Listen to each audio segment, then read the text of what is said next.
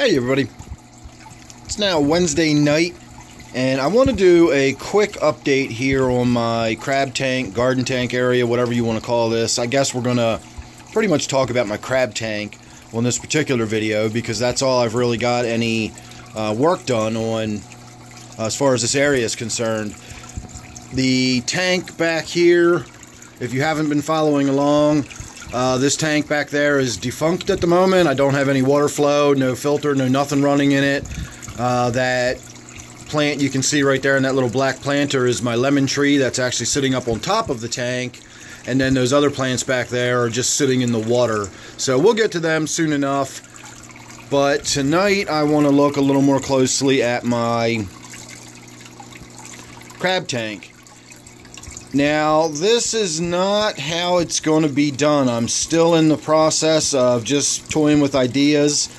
I like this idea, and this is getting really close to what it's going to look like. Now, remember, all of this plant here, this dead nettle, this pale green and white stuff, that's not going to probably stay there. That is going to be, in some way, it's going to be incorporated in this area, but it's obviously not going to be hanging down into the tank. You know, any crabs would be able to climb right out of this if I basically had these little rope ladders hanging down into the tank. This is a perfect example here. So this rock, for example, is kind of close to the top, and so this end has a piece of Lexan covering it, so if they were to climb up, they wouldn't be able to go anywhere. So I have thought about that. That is something that'll be addressed in the final iteration of how this actually comes out. This, again, is just to get ideas, to see how the water flows, to see what it looks like with, this much separated into land and that much separated into water, etc. So my divider that I've put in here is permanently in there now, semi-permanently. I can always cut it out. It's only in there with silicone. I can, take it out anytime I want. But it's in there secure enough that it's not going to move. It is really in there.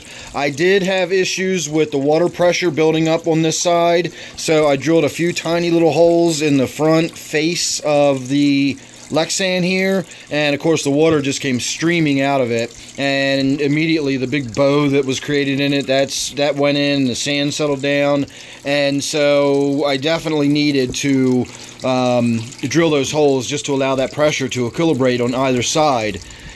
My little pump is actually back here. It's not really complicated at all. In fact, didn't realize I had a little baby growing on top of there, so we can just drop that in the water. The pump is just sitting back there. If I move this rock out of the way, which is, no big deal, it's just sitting there. The pump, I've got a line that comes up. It's behind all of these rocks. That's why you see all these rocks right here. And then it sticks out. I've got a little 90 degree that spits the water out this way right here. And then it flows down this rock. And we get a really nice sort of little 1.5 waterfall effect off of both of these rocks. And this top rock here actually has enough of an area that it creates a little bit of a standing pool. I could have a little bit of moss sitting in that. Who knows? If you look up here, you've got water that's dripping off the rock. If you look over on the other side underneath the cave, you got some water dripping off on the other side occasionally. You can see underneath of it. That would give the crab a place to hide, but it would also give us a way to look in there.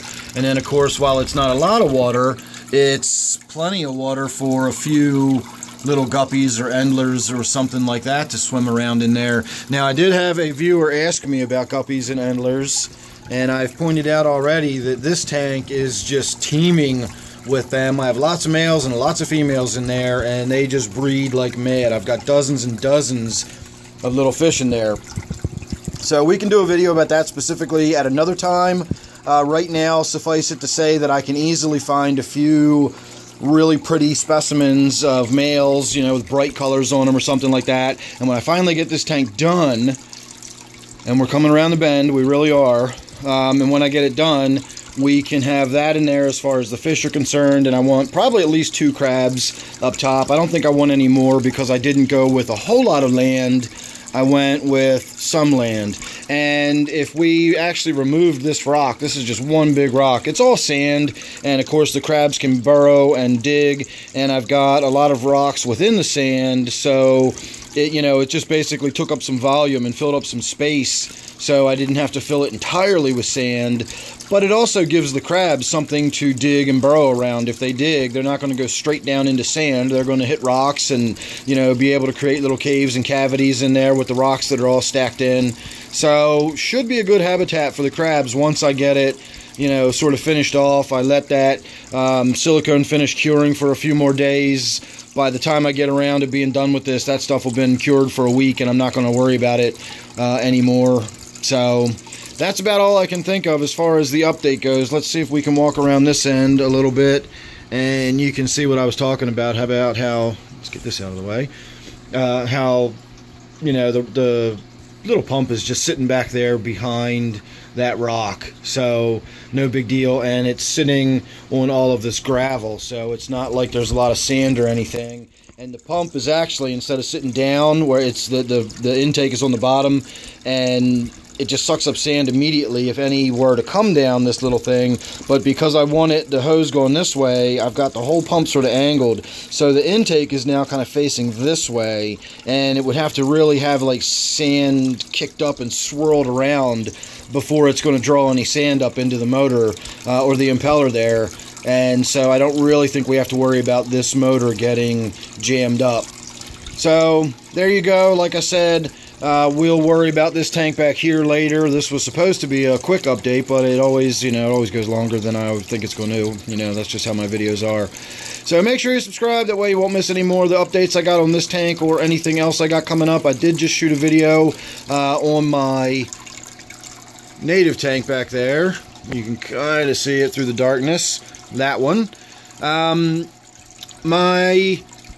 tilapia, my spotted tilapia, has laid eggs all over the place in there and dug herself a big old nest. So I just shot a video about that. I'll attach a card. Make sure you check that one out if you're interested. And as I said, make sure you're subscribed. That way you won't miss anything I got coming up. You never know what it's going to be with me. And then don't forget, of course, this one here is my red-clawed crab tank. So look forward to more updates on this one soon. Thanks again. I'll see you on the next one.